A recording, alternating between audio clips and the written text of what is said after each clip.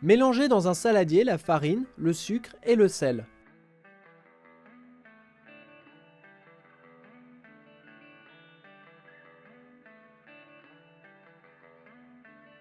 Faites chauffer à feu vif jusqu'à ébullition du lait, de l'eau et du beurre dans une casserole.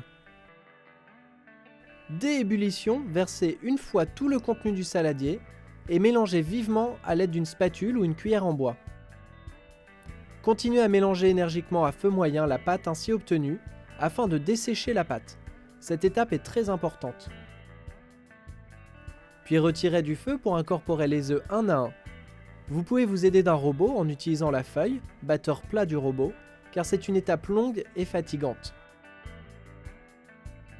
Il est important de bien incorporer chaque œuf avant d'ajouter le suivant.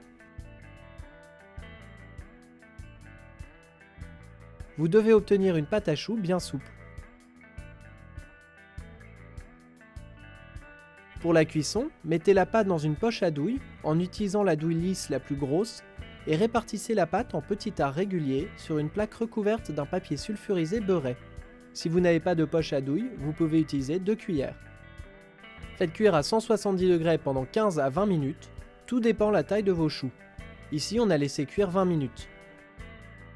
Il ne faut jamais ouvrir le four pendant la cuisson, sinon vous risquez de voir vos choux retomber. Vous pouvez ensuite éteindre votre four. Mais attention, à la fin de la cuisson, il est important de les laisser refroidir un peu dans le four chaud, puis laisser refroidir à température ambiante avant de les fourrer.